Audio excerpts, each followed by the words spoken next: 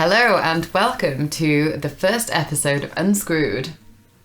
The podcast where we talk about living with alcoholics and anything that goes along with that. Yes, whether you date an alcoholic. Your alcoholic's a mother, father, child. Long lost uncle. Best friend. Either or, you're all welcome. Or maybe you are an alcoholic, or maybe you just really like a drink, or maybe you've just got nowhere else to be this evening. Maybe you were searching just for screwing on the internet and came up with Unscrewed. Sorry about that. Maybe you were searching for therapy. How can I unscrew that woman from next door? That mistake I made 5 years ago. There's nothing personal coming out in me in that comment. So yeah, welcome. Thanks for joining. We hope you like it. We're going to chat for about an hour. Probably be longer. You won't hear a lot of the guff. Yeah, I'll be edited out. It's fine. It'll be fine. Okay, so me and Lisa. Yes, I'm Ellie. Yeah, they say who you are. I'm not Lisa and Ellie. I'm Ellie. This is Lisa. Hi. We are Siamese twins. No, we're not. We are lovers. No? That would be very fucking weird. We are sisters in a sort of law, non-law capacity. And we decided to... Well, should we say about how we came up with the idea originally? Where we were? In Greece? Drunk, ironically, of course. It was last year. We were in... Was it last year? Let's set the scene. It was about 2:30 in the morning. We'd consumed the better part of 6 bottles of wine. Played poker. Had an argument with... Didn't you win poker, yes, by the way? Which is why I think your dad got annoyed. Yeah, my dad got really annoyed. My boyfriend and your brother at this point had got annoyed and left. Your son was asleep in the room. As he should be at that time in the morning. Your husband was also dozing somewhere, chilling. Yep. And it was about 2-3 in the morning, and it was pretty cold out. Well, initially it was me, you, and my dad having a conversation about alcoholics. How it happened. Yeah. No, I think it's because it was me, you, and my dad. Yeah. And then I think we got a bit too deep, and then my dad was like, I can't partake in this conversation anymore. It's too emotional. Emotions. So he ran right. So he ran away. I'm fucking where. So he went, yeah. And then it was me. And then, which often happens with us, actually. We end up staying up till the wee hours talking about things. Yeah, but that's mainly because you have a way of... She's got a way. You have a way of... I want to say probing, but that sounds wrong. Thank you. Probing people. No, like, annoying... Only consensual probing, by the way. Yeah. No, annoyingly getting at a person and asking them questions and getting them to reveal their innermost, darkest thoughts. Thank you. And then regretting it deeply afterwards. Oh, well, that sounds good. Thanks, no, I'm Lisa. joking. That paints me in a great light. No, you have a way of making people ask you questions. No. Your innermost, darkest thoughts. You're like a therapist. Thank you. It's the dream. Mm. So anyway, I was practicing my illegal therapy techniques on Lisa.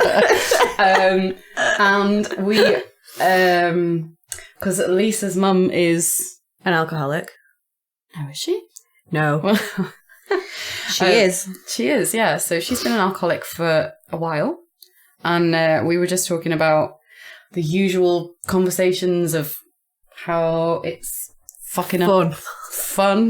It's fun. It's a great time. It's life exciting. It's all of those things. Yeah. And that's sort of your experience. Is your mum is an alcoholic, been an alcoholic for most of all of your adult life, big chunk of your childhood. And over half of my life. Yeah. How old are you? Really?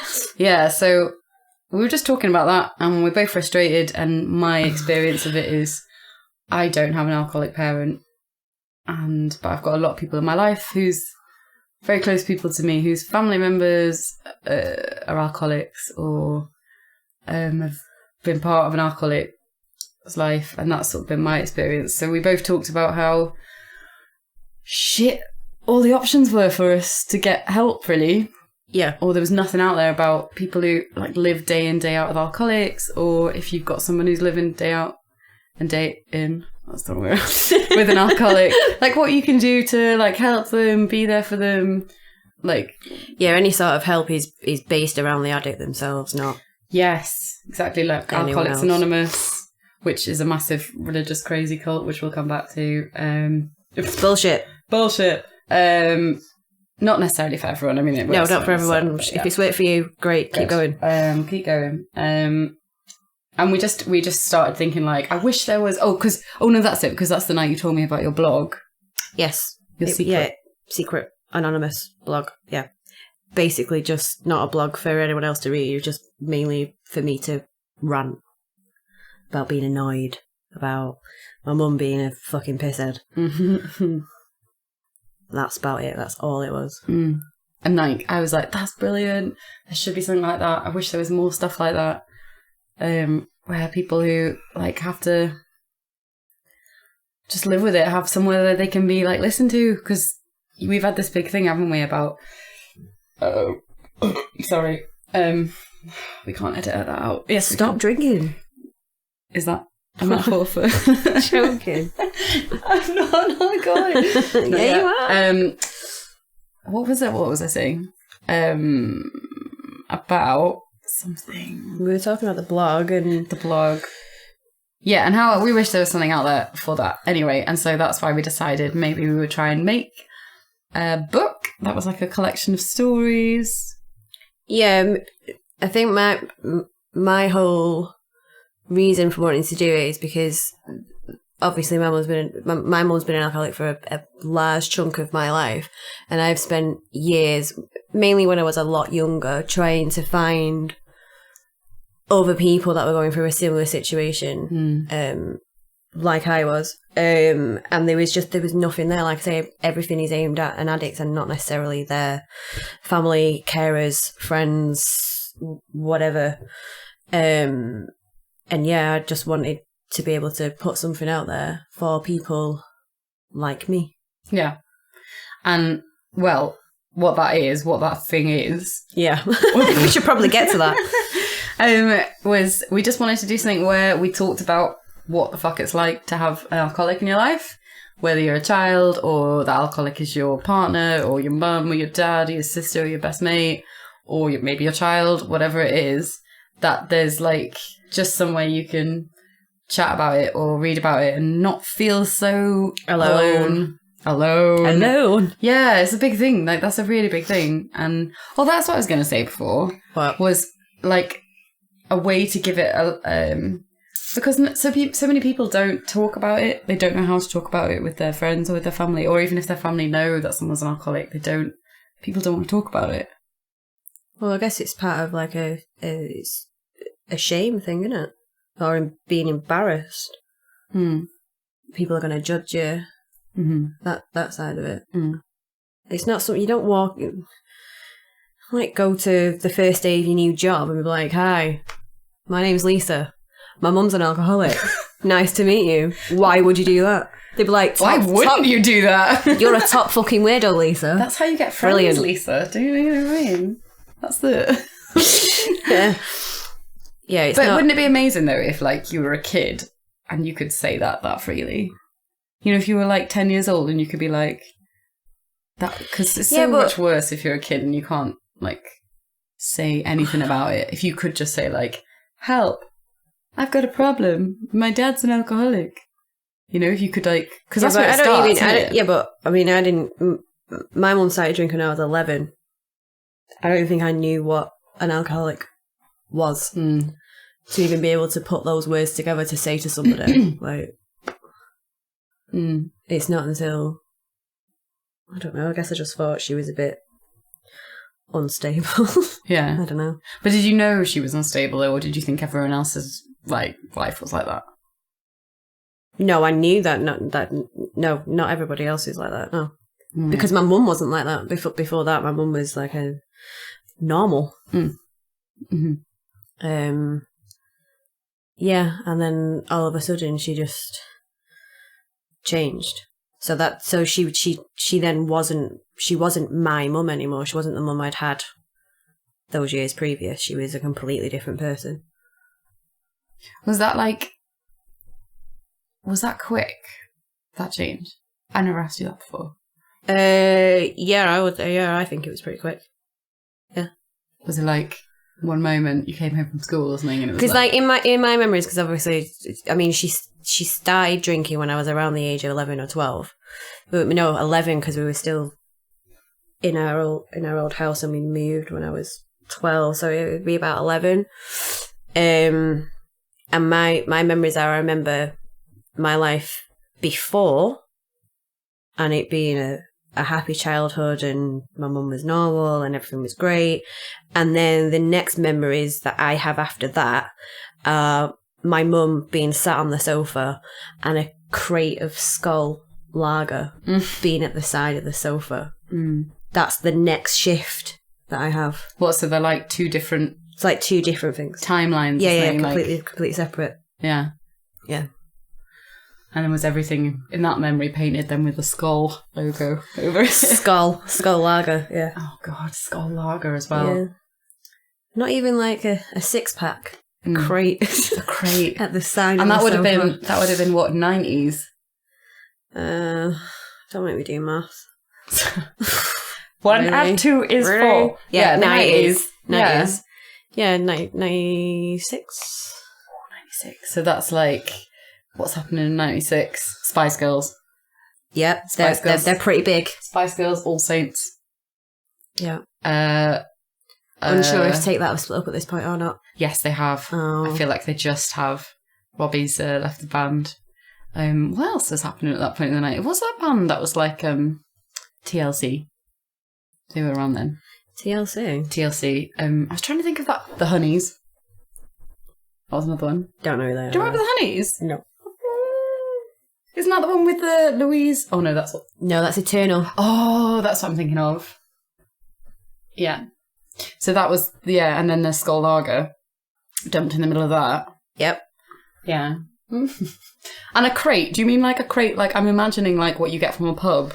No. Like a plastic crate. No. You just got... Like your mum's just got like, oh, fuck, like someone unloading. No. Like 24 cans in like a Christmas in style. Like but they're not like a box. It's like cardboard base with like cellophane sort of plastic classy top. Yeah. Yeah. Keeping it classy. Well, I mean, how can you get any classier than Skull? But you said your mum wasn't like a drinker. She wasn't. Before that? Nope. Just like total... Not at all. Like, to the point where if they went to, if we had family weddings or she went to the pub or whatever, it would be like 2 halves of lager. Maybe even 2 halves of lager and lime. And then that's the lot. Done. Nothing. But your dad's always been, like, enjoyed a drink. Yeah, like most people in my family. But can separate that from everyday life. Yeah. So yeah. So your mum's an alcoholic, right? That's what you're... No, not at all. And is she still an alcoholic now, Lisa? You're always an alcoholic. You're either an alcoholic or you're a recovering alcoholic. Do your research. Sorry, thank you. She's currently sober. Yes. So she's in recovery. And how long has she been sober? About 120 something days it will be now. Fuck, that's long. That's the longest. The longest before that she's done has been 41 days. So this is the longest period that she's had. Wow. In 21 years. Well done, Lisa's mum. Yeah. Cheers. Can you top me up then? Yeah, that's pretty amazing. Yeah, it is. But this is like not her first rehab attempt either. It's like no. This is like number I don't know, 7. Oh, yeah. We should just say as well, by the way, that me and Lisa are definitely not alcoholics. No. But we're definitely not sober. No. For... Ever. Yeah, no. No, we're joking. For Lisa, you've got a child. You can't be sober. I mean, drunk all the time. I can't be sober ever because I've got a child. We definitely enjoy a drink, and like we, a big thing. Like we just, it's such a thing, isn't it? Because like about people who've got, like, I have a friend whose mum passed away from drinking, and he doesn't really drink anymore. He's not into it. He doesn't see the point, like, because he's got kids now, and he doesn't want to go down that path. And I can see, like, it's a valid thing, isn't it? Because you're scared that you're gonna go down and it's like, I think it's like statistically more likely, isn't it? Like if your parents have got depression, you're more likely to suffer depression because of like the way you've been brought up or whatever. So if you're more if your parents were an alcoholic, you're more likely, I suppose, to lean towards that if you have a bit of a downward spiral, I guess. So he doesn't drink. So, and like you've had it before, haven't you? When people have been like, you've told people your mum's an alcoholic and they're like, oh, you drink? Oh yeah, absolutely. That's my response. Oh yeah, absolutely. Yeah, people have said that to me before now. Oh, your mum's an alcoholic, but you drink. I'm like, yeah, I'm not my mum. Yeah. Like, yeah. You're not? No. God, I hope I'm not my mum. Oh no, I'm joking, mum. My mum's amazing. Scrap that bit. Let's cut that out. Yeah, so we're just going to chat about our weekly joys of being with an alcoholic, stories, other people's stories. What else are we going to talk about? Statistical stuff? Yeah, because that's always fun. Well, some of it is. Is it? Well, yeah, I found some really interesting stuff. But that was one of the reasons as well, though, why we wanted to do like some sort of a book as well. Yes. We didn't want it to be another book by another doctor, psychiatrist, therapist, and it's just filled with stats, and there's no. You can't relate to that person. Yeah, I mean, we're so relatable. So relatable. Obviously. Two white no, women but you want so relatable. No, because I wanted to read a book or speak to somebody who was like me. Yeah. And not feel like I was being talked at. Yeah, and it's like, yeah, and I totally think like that's where it's a bit different for me, isn't it? I feel that like my experience is slightly one step removed, because for me it was the perspective of like having all these people in my life who were affected by like alcoholics. So best friends, boyfriends, friends, then like people in my family, and just wanting to have some sort of like connection to them or be able to help them or understand a little bit what it was like. Because it's just, you know, the more knowledge is power. Knowledge is power. Like just holding it in my hand. Balls. Yeah. Like, all right. No, but that's literally what you were doing. Big ball sack. Yeah. And big knowledge. Yeah, knowledge is power. So we just wanted to do something that was, talking about it and making it okay to talk about the fact that fucking shitloads of people, God, I swear a lot. This is when you're going to realise how much I swear. Fucking shitloads of people have to care for an alcoholic or have to live day in, day out with an alcoholic, and they never get spoken about. It's like whenever I've tried to do research about it or look into it, it's like a complete afterthought. It's always about the addict. And that's fine. That's great. Like, go supporting addicts, support them to get better.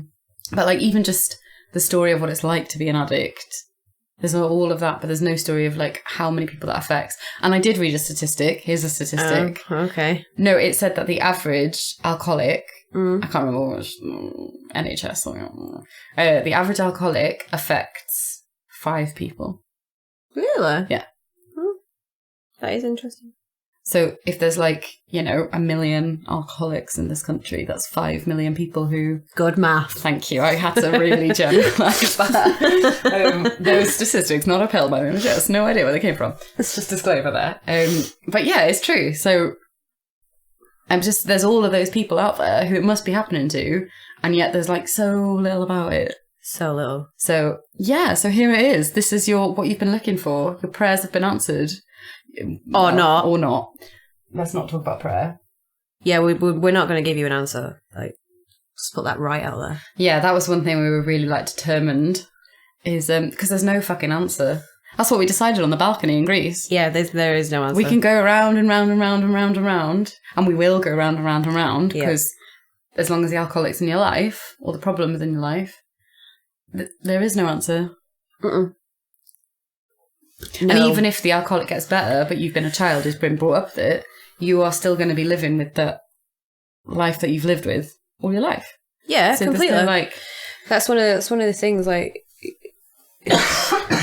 my mum's done and said a lot of things over the years, and she probably doesn't remember about 90% of those things.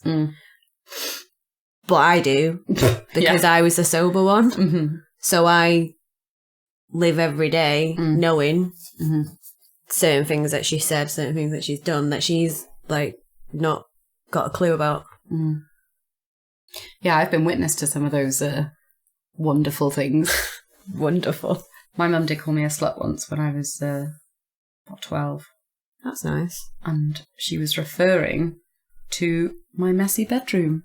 What? Because apparently slut is is also a posh, or the origination of the thing is messy, untidy. So I think it's in the sexual context when you say slut, it's supposed to be like a sloppy shag. I think it's supposed to mean sloppy, apparently, because she called me a slut and I knew it was a bad word and I was like, oh, what? Obviously my mum was like, you're a slut. Your room's really untidy. What did you think I meant? You just reminded me of when I was younger and someone said called me a sod, and I knew what the word sod stood for at that point, and I was like, you just called me a lump of grass, because that's what it means. Fucking hell. Yeah. You so did not grow up in Gorton. This is our podcast bringing you all the facts of what slang words really mean. A sod. A sod. A lump of grass, Lisa. Have you ever been so insulted in your life? I really hope that that's correct. I thought you were going to say it stood for son of a... Oh, it's an SOB. Well, I know. That's but my initial thought. I was like, Lisa's got that totally wrong. No. Sod. Have you never heard someone say sod? Lisa, I didn't grow up in a really rich household, clearly. Fuck you. Where the gardener mowed the lumps of grass and created sods out of them. No. But we used to I think that's where some of my problems with the overeating started, because we used to be one of those families. You probably were like this as well. If you ever got a treat in the house, like yogurts that weren't Tesco. I used to eat lard out of the fridge. I know you did. So, and I know that you just brought it up just so that we could have a conversation about me and lard. Yes. Yeah. But no, if you ever had a brand in the fridge of a yogurt, I always remember the yogurts that weren't Tesco Value Blue Stripe. Do you remember them? No. The white. You don't remember that? That's the 90s. No, Tesco Value, white packaging with blue stripes. We didn't have Tesco, Ellie. We had Quick Save or Pioneer. Right. Not Tesco. We didn't have any other shop where we lived. Right. So they opened a Tesco. But Tesco is quite posh in comparison. Not Tesco Value. It was 19p for a full pack of yogurts. So the brand for Tesco Value was white with blue stripes. That used to be what the thing was. So that was the shit food. That was your basic day-to-day shit food. So if you ever got a brand, if you got a Cadbury's yogurt in the fridge or something, it'd be fuck, get to the fridge! Everyone storm in and eat it because it was so rare to have. But didn't you just used to eat all the food on shopping day anyway, when your parents used to go on with the shopping bags, because you're oh my god, there's all this food. And you'd go in and be I'm going to have some crisps. I'm going to have some biscuits. Or but you're saying things like crisps and biscuits. You don't have crisps and biscuits? No. Oh, well. No. This is what I mean. Well, but poverty, can you say that? Can you say... But at the same time, yeah, we had crisps and biscuits and certain things that you didn't have. But we also only got specific types of crisps and biscuits or cereals because my dad would only allow us to have specific types. Right. So now, as an adult, I hate Kellogg's cornflakes. Can't stand them. Won't eat them. I hate wagon wheels. There are so many different things I hate because they were the only types of those things we had in our house as kids. We've gone way, way off theme. Well, I was just thinking as well, because, like, I know we were really poor, so my dad doesn't drink that much. He used to like a odd beer. My mum drinks more.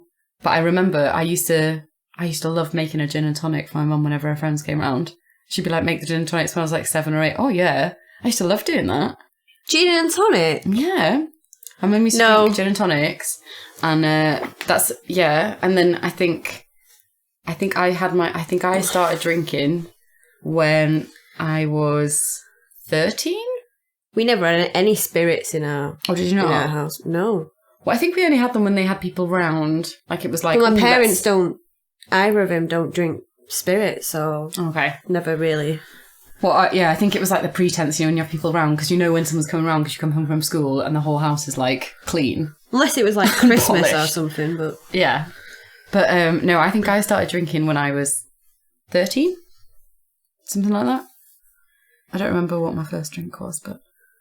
But saying I started drinking when I was 13 sounds like you started... On a regular basis? Yeah, no, but, like, I started drinking... Alcohol. No, but it sounds like an alcoholic. Oh. I first started drinking when I was 13. Well, maybe that was when I started. Maybe say the first time I had alcohol, I was 13. The first time I tried it, I was 13. Oh, no, I definitely was younger than that the first time I tried it. But the first time I started drinking on a regular basis. How regular is regular at 13? Like once a week. Oh, right, okay. Well, you could only get your hands on it so often, couldn't you? And then it went up to like 2-3 times a week from the age of 16 plus. I don't know. When I was in high school, we used to save our dinner money, just not eat dinner. Yeah. To save our money for Friday night on the park, drinking Lambrini. Yeah. Or if we were really rich, if we'd saved all week and clubbed together, it'd be a quarter bottle of vodka. Or 2020. Yes, now you've told me about 2020. Kiwi and lime 2020. Right. Or the watermelon was one. Was that like a Bacardi Breezer? No. It was like... like a reef? No, it wasn't an alcopop. Oh. It's like... Cider? No. Beer? I'm going to have to introduce Gav to this because I need to check with Gav. Gav, would you say it was like a liquor of some form? Because you get it in like a quarter bottle like you would with a vodka like a 20%. Or something. So it's... We never mixed it with anything. We used to drink it straight. Kind of like peach schnapps. Yeah, a bit like a schnapps. Yeah. So you could mix it with something, but we just used to neck it out of the bottle. No, it was really nice. MD 2020, that's what it was. It just comes to me now. MD 2020. Like a drug, doesn't it? Or a nightclub in Manchester. What was your drink of choice then when you were young? Oh, pretty early on it was vodka. Oh, yeah. Yeah, it was because... That was only if we were, like, super rich that we'd get vodka. Yeah, well, I think my mate, who I used to drink with, who I still drink with, she, at the time, she had parents who ran a restaurant downstairs. So I used to go around to her house a lot, and they'd often not be there. So a lot of the time and they used to drink quite a lot. Yeah. So, and they were one of those...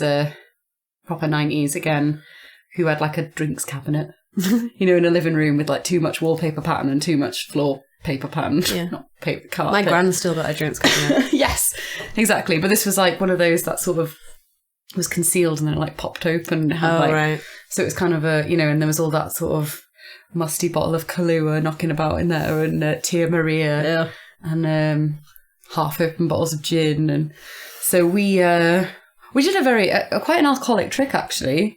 We used to empty the old half a bottle of vodka and then top it up with the tap water. Tap water? Yeah.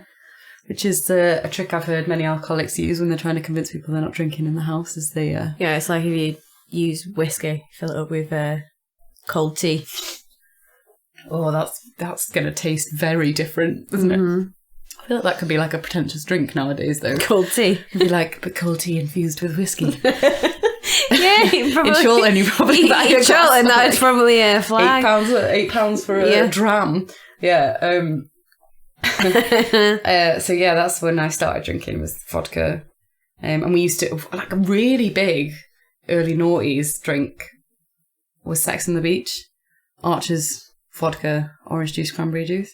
See, I've only ever had it when it's when I've bought it as Sex on the Beach. I didn't even know what it consisted of. Well, I never made one up. Her dad was quite liberal in that way. He used to be like, if you're going to drink, at least do it in the house. I know where you are. And then he'd buy us, or if I'd because I had a job from the age of 14, I think. So, like, lots of different jobs. So I think if you made like 20 quid in the week or something, if you did a couple of hours, or like, even if it was 5 quid back then, between the 2 or 3 of you, that'd be enough to get a litre of vodka, basically. Yeah. So you'd end up with a litre of vodka, and we used to drink that litre of vodka. What was the worst drink you had when you were younger? Like with your mates? As in the worst tasting? As in, it could be the worst tasting, made you really ill. Anything. Aftershock. Do you remember Aftershock? Yeah, but that was not that Aftershock. I don't think Aftershock was around when I was like 13, 14. It was around when I was about 16. So what you're like? Yeah, so that I would have been out at a club and had it. Do you know what I mean? We bought a bottle of blue Aftershock, and I drank over half the bottle. This is like 40%. Well, that's always going to be a bad time before going out, because that's drinking. Yeah, something you should have as a shot. And that was like, I think even my shit was blue that day. Ew. Like, it was so bad. Like, I remember throwing, but also like, you never got hangovers back then, so you never learnt your lesson. You threw up, and like where I lived, it was a complete rural community where everyone was like fucking. It was tiny and safe, and like, I mean, if that would have been a city, I would have sure been raped or murdered. 100% by the amount of awful things I did. I don't know, because I mean, this is where coming back to like, well, we'll get into this to the next bit, but talking about like a bad drink that you've had or whatever. There was one week when me and my friends we were so skinned, but it was Friday night. We were all going out to the park. That was what we did every Friday night. We always go for a drink, laugh, whatever. So I went to high school in Abbey Hay, but at this point I'd moved to Denton, but I didn't switch schools so much to stay at the same school where all my friends were. So I used to go back down to Abbey Hay on a Friday evening to go out with my friends. So this one night we were super skint, so we went to the corner shop where they knew how old we were, because we used to go in on our way to school in our uniforms, but they still served us because they knew it was like quick money, whatever. 90s. And me and my friend had like £4. That was it. That's big money. So we bought, not really, we bought 4 cans of Kestrel Super, which is like rocket fuel. It was... Is that like that 12%? It's like super strength lager. Like, it's just disgusting. It is so awful. But we'd never had it before. We were like, that'll do. We knew it was strong. We were like, we've got 4 quid. We've got 4 of them. We've got 2 each. We'll be bladdered. It'll be great. No. We had 1 can each, throwing up everywhere. We had to leave early and go home. It was an absolute shit show. The next day I so hungover. So you saying you didn't get hangovers back then with Kestrel Super? Oh my god, you would. That's like 14% petrol though, isn't it? Oh, pretty much. Isn't that sketch? It was absolutely horrific. It was angry. What's that Mitchell and Webb show when he's like, "Oh, morning, Jeff. I'll just have," and he's like going around. David Webb's going around with this little shopping bag, and he's got like some bread and like some apples and a paper, and he goes to the till and he's like, "Oh, it's rather hot outside. I think I'll have a drink." You not remember that one? No. He goes and he's like, "Oh, look at this one, premium lager, and 12% per volume. This is the best volume of alcohol to pound there is." No, I don't remember that at all. "Yes, John. Would you like 4 of them?" He's like, "Oh, well, if I have those, I can't afford the rest of it." "Okay, I'll just have them." And he like orders, isn't that? No, I don't remember that at all. But what I thought you were going with that was when you said about Mitchell and Webb look. I thought you were going to mention Sir Digby Chicken Caesar, because he's the sort of bloke. He would be drinking 4 cans of Kestrel fucking Super. Yeah. Someone who looks like Sir Digby Chicken Caesar. Yeah. Oh, God. Yeah, no, that was a bad time. But like at that point, I was like 14, 15, living in Denton, so it was like a 20-minute bus ride. Suburban Manchester home. By the way. Yeah, sorry, 20-minute bus ride home from being out on a Friday night. And because my mum was an alcoholic, I had no curfew. I could go home. I could turn up 3 days later and she wouldn't even know. So like you saying, you grew up in like a really secure, safe town and blah, blah, blah. I didn't, but my mum was not aware of... I thought it was great because I'm 14, 15. I'm like, yeah, I can go out, I can stay out till whatever time I want. It's fabulous. But now, looking back on that, it's so fucking dangerous. So dangerous. Scary. Well, we've got 2 books here, which we started... I was going to say these because they're... I think they're like polar opposites for us. When we started reading about stuff and trying to look for like books and stuff that was useful. And that just made me think of this one. So there's 2. Should we start with the good one or the bad one? I mean, should we start with the doctor one or the doctor one? There's 2. Okay, so we'll start with this one. This one is called Bottled Up, which I love the title. It's a great title for a book. And it's called How to Survive Living with a Problem Drinker. So all good so far, you think? Good title? You think, yeah. Good, promising, says what it is on the tin. By Dr. What's that? Dr. John McMahon. Dr. John McMahon and Lou Lewis. All right. McMahon. How you say McMahon? McMahon? Yeah.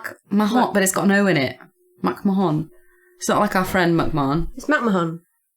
McMahon. That's McMahon. So Dr. John McMahon and Lou, Lou, Lewis. So it's Lou is short for Louise, I think. So on the blurb it says, alcohol dependence, in inverted commas, alcohol dependence affects nearly 6% of the UK population. That's 1.8 million people! I wasn't that far off when I said 1 million before. Go you. This book is old as well. Less extreme forms of alcohol abuse are even more widespread. And for each alcohol abuser, there is usually a family who suffers too. Now, with Bottled Up, these families can equip themselves to survive the difficulty of caring for a loved one. Covering such useful topics as... Does my drinker have a problem? Why business as usual won't work? Barriers to change and breakthroughs. Surviving the emotional roller coaster. How to get support. Reconciliation and recovery. So this book will help support you and this slightly dyslexic. This book will help you support you.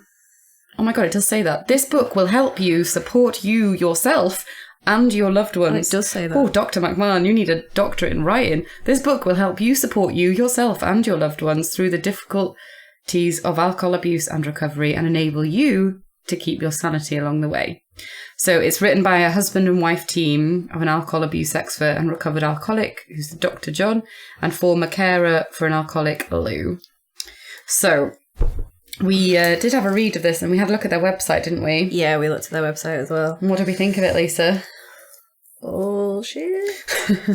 Bullshit. Bullshit. So this is one of the first things we found. These are the people who... The types of people who say to you, we have that answer. Pay us loads of money and we have the answer for all of your problems. Mm-hmm. So this one was, I think it was £15 a month. Yeah. For their services, which is sort of a watered down, non-personalised version of counselling where you basically, it's sort of a bit like Scientology, and the more you pay, the longer you stick in it, the closer you'll get to the answer. Because they can solve. Yeah, because they have the answer. They're just going to hold it back. Your problem. For so many months and years so that they can keep getting your money. Mm-hmm. And eventually they'll reveal that answer to you. Or not. So it's about like coaching you to speak more, like to, what do they say? Promote productive dialogue with the drinker. Which puts responsibility on you as the non-drinker to promote a productive dialogue with someone who can't even like blow their nose or shave their legs. It attempts you to preserve relationships. So if you can just keep going, you can preserve your relationship, no matter how bad the alcoholic is. It coaches you on how to change your living conditions, because what you're doing is wrong. And it's only £15 a month, guys. This is expensive thing. So this is an example of a book that we would recommend you definitely do not Don't waste your money. Or you can. I mean, you can. I think I got it for like £5 off Amazon. I think the main... I think... This is a good chapter. Oh, what? It's not personal. It's all too easy to personalise the drinker's behaviour. Many ask the question, how can he drink like that if he loves me?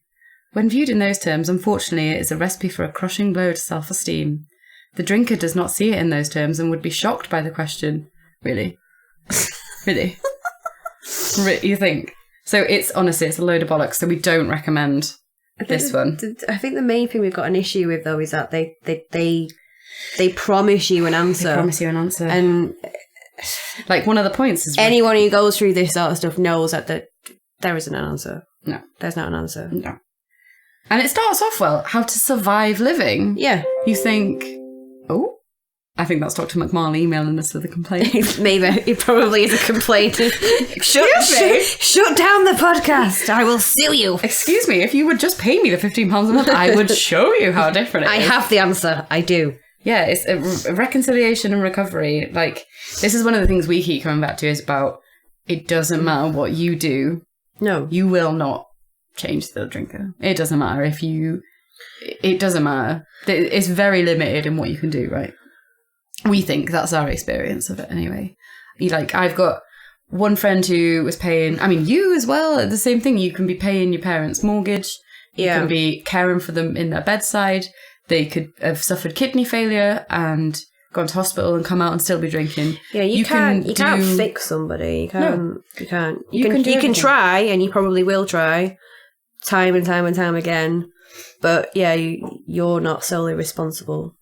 For it. No. And there's something quite like this. It's really tempting and really promising. Like this idea that if you just do this, like if I just follow, if I put the power in someone else and someone else leads me the way, like it will only ever result in disappointment. Oh yeah, it's so tempting, and you will do all of those things. It's kind of 100 times over. Yeah, like religion, like that sort of thing of it. If I put my faith in something else, something will come of it. Someone will lead me the way. Someone will give me the answer. When it's so much less powerful than believing in that shit for yourself. Like, I will find the answer for myself. I will learn from my experience. I will make the mistakes. I will do the same, but I will learn to make what I can live with and what I cannot. Yeah. Like, there is no answer. So we don't but if you want to read it just so, you can prove us wrong or come to the exact same conclusion. Or come to the same conclusion, that we have. Educate yourself. And like I said, it was like a couple of quid off Amazon secondhand. I mean, this is someone's got bored of this in the library. This has even got a library sticker. This has come from, they've ripped the library tag out. Yeah. Yeah, but it's still got the back. It has, yeah. So this has come from, so even the library was like, oh shit, and threw it out. So, goodbye, Dr. McMahon and Lou Lewis. I know your intentions are good, but you also want to make money out. No. Siebes. So, this is the second book. I'm going to need a top up. Well, and who's this one by? Oh, yes. Who's it by, Lise? Is she... Hang on, I need to just She's a doctor. Check this. I know, but I just want to check if she's a doctor or a professor. She's a doctor. Dr. Janet. Now, her surname is either Woititz or Wotitz. Woititz. We don't really know which one's better. Or Wotitz. Which is another... So, it's Dr. Janet and her surname is spelled Woititz. I prefer Wotitz. Wotitz. Yeah. So Wotitz has written a #1 New York bestseller. She has died now, so maybe we shouldn't speak ill of her. She's brilliant. Take the piss Look out at of her that surname. 80s headshot. She's fucking brilliant. She sat there with clip-on earrings. Hoop earrings. Beautiful, big... What is that called when it's cut like that? Like a bowl. Like a sort of Sally Bowles from Cabaret, sort of Liza Minnelli. Yeah, it's very Liza Minnelli. With that sort of grey background, which all the when you had photos in school, that's kind of that grey cut out washed background. Janet Ginger Watsy Tits was a human.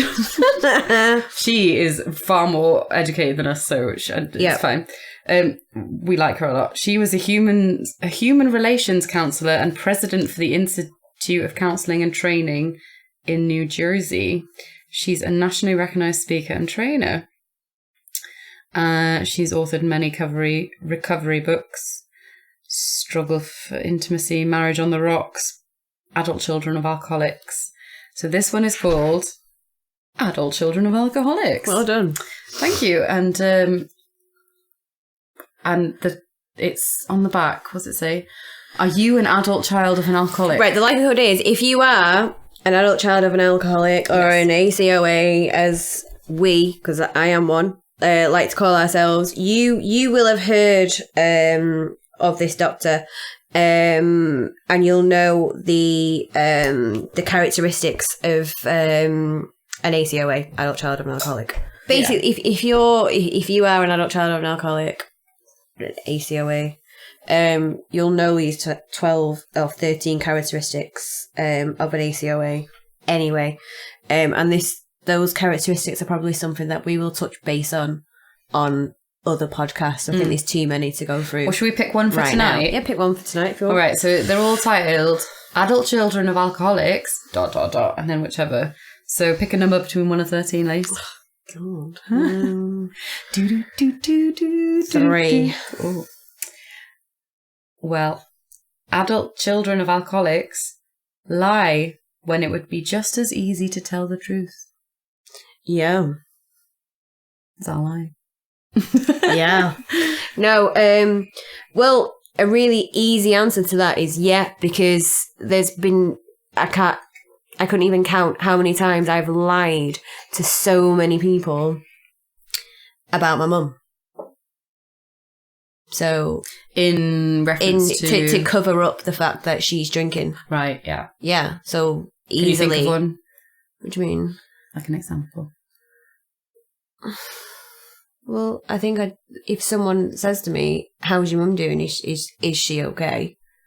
And the simple answer is, yeah, she's doing great. She's absolutely fine. To shut the conversation down because you don't want to have that conversation because it's embarrassing or, embarrassing. You're ashamed. So this goes on about how the legacy of growing up with an alcoholic. So it's like behaviour you probably would have learned as a kid. Yeah. So did you still lie as a kid? Yeah, yeah. It was we kept it from my mum's parents for years. They had no clue. Did they not? No. For how long was it? Well, I think my gran has only known the extent of everything over the past few years. Your mum's mum? My mum's mum, yeah. Yeah. And she's been a drinker since you were 20 years? 21 years, yeah. And so she's only known for the past 3 years? Like that? No, she's only known she's known the extent of it for maybe, 4 or 5 years. Yeah. Yeah. Sorry, that drink is really strong. I'm drinking fizzy red wine. I don't know how I made this choice. Right. So so you must learn then as a kid, because I learned to lie very quickly from being a kid as well, not for alcoholics, but for other reason. And it's kind of like you don't want to bother people. You're afraid of bothering people, of what it's going to bring back on you, isn't it? It's not even necessarily what it's going to bring back on you. It's more a point of not wanting to cause other people, well, for me anyway, not wanting to cause other people stress or bothering them with stuff. So, yeah, not because it's going to bring something back on me, because what can be worse than what's already happening? If anything, you might think that if you tell more people about it, you're going to get more relief from it. But you can't. It's more about protecting those people and at the same time protecting my mum and not want people to think badly of her. I probably should have told my dad way sooner. Oh, because your parents had separated. Yeah, they'd separated. Yeah. I probably should have told my dad way sooner than when he found out. And to be fair, I probably should have told my mum's parents way sooner, because my life probably would have been a bit easier had they have known the extent of it. I think that they knew some of it, but the extent of it, not so much. So that's what it means when it says, but it would lie when it would be just as easy to tell the truth. Yeah, but this is me sort of talking about what I would do now when I'm an adult now. Yeah. When I was a child, it's... Did you ever lie, like because if your mum had to lie, if your mum lied about her drinking or like her behaviour or like going to work, acting like everything was normal, you know what I mean? That kind of daily lie where it's not like you should tell someone, but you're just lying about your day-to-day life. Do you know what I mean? No, sorry, I'm not following you. So like instead of being like, not like, instead of lying as in the sense of withholding what you're telling someone, you're lying just in who you are. So like your mum was obviously like going to work. Yeah. Lying the whole time. She was completely sober. Yeah. She was like not an alcoholic. She was none of those things. So it was like you saw that as a kid as like, oh, so we lie in life to get along. Not just like, I'm going to not tell the truth. Yeah, possibly. We lie, as in lying is like an active thing. Like, yeah, possibly. Just... I think that's more of the point of what this doctor goes into in that book. Yeah. Because it's a behaviour that you learn. That lying is like an adult behaviour then. Yeah. Like it's okay. Like, oh, so my mum lies every day. So I could lie every day. I could say that I'm like a pro juggler. And it would be fine. But, I mean, that would be a really interesting thing to lie about. But... be a weird thing to lie about. Hey, I've lied about weirder things. But it's not something that... Because I've got two ways of thinking about this, because, like, what's the thing again? Lie when it would just as easy to tell the truth. Yeah, completely. So, lie in terms of to cover up for my mum and make it so that people aren't thinking bad about her, or to not want to cause pain to other people by telling them what's actually going on. Yeah, lying in terms of just to straight up lie. Yeah, because I've learned and seen that as a child. No, because I don't like lying because of what I've seen with my mum over the years. But did you do that as a kid? I don't know if I did that as a kid or I didn't. I couldn't. Let's go back, Lisa. I couldn't tell you if I easily lied as a child, other than to try and cover up for my mum or to protect other people about her alcoholism. I know I've lied about that. Yeah. Yes. In terms of other big things that I've lied about, no, couldn't tell you. I definitely recognise that one because I grew up with parents who were very different. They weren't alcoholics or addicts, but they were their behaviour was completely different inside the house. Do you know, like behind closed doors as it was in the public. So the public persona back then was like, we're really like affluent, we're really educated, they're really happy, they've got these like 2 children. Behind closed doors it was like fucking World War V, do you know, World War Z.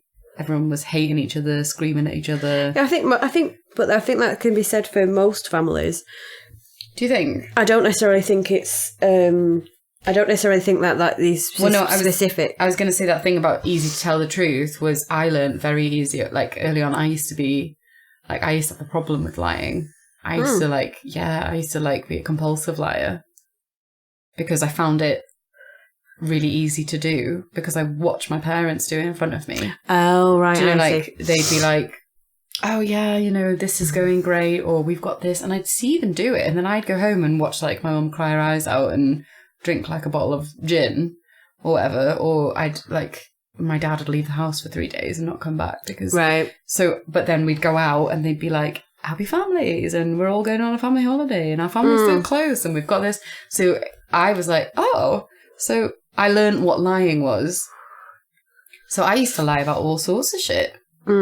Like banal shit, like juggling, like for example. I did that wasn't one of the things, but I think that's like definitely, there's like a couple of different versions of it, isn't there? That's one thing but again, it's that thing of like when you see people, and I think when you've got someone who's an alcoholic, you recognise like, oh, okay, my mum lies in her day-to-day life, doesn't she? She lies about who she is. Yeah. So it's basically like learning to lie. So we're all liars. Or learning that you don't like it because you've seen so much of it. Yeah. So it could go either way. Yeah. But like with me, it definitely became a thing of like I didn't have a choice. Yeah. Until I was like really depressed and on antidepressants and been like, why do I have to lie all the time about who I am? Why? Just go to juggling school and then you can tell the truth. I think at that point I'd already said I'd got my diploma in juggling, so probably printed out one and made a fake certificate. Yeah, no, I don't do that anymore. I mean, but definitely that was something I used to do. So that's one. So maybe we should read one of these out every week. Yeah, I think we should, and then discuss. Discuss. And discuss with us as well. If you want to send in your versions of how you have told lies, would it be just as easy to tell the truth? Yeah. Then we want to hear from you. Or just get in touch if you've, ever had MD 2020, because we really want to know about that. We need to know. And pictures. I need to see imagery of this drink and what it looks like. And or if you've had really good experiences with Dr. Mama and Lou Lewis, then we want to know about that as well. Yeah, because we need to say something good about them so they don't sue us. Yes, because we're full of shit. Yep. So, and we also don't have any money. And that book is Adult Children of Alcoholics by Janet Gerginger. Oh my God, is that her middle name as well? Poor Janet. Fucking dyslexics. Janet Geringer Woistitz. Whoa, tits! Whoa, tits! Get out the way! Titties! Get out the way, tits! Right, and it's brilliant. We really like it. So, yeah. Or if you just want to listen to this every week and learn a new thing about from the work every week, maybe we'll read it out. But so we're welcoming in every week. We're going to read some stories, maybe a story from someone who's submitted. Someone. Are we going to have like a? Hopefully, there's someone. It'll be like, my mum, what the fuck have you said about me? When did you ever lie? We were a perfect family. Your father never left for 3 days. It was business. And you never made gin and tonics, don't lie. I never drunk drive when you were 7. Oh God, shame on our mothers.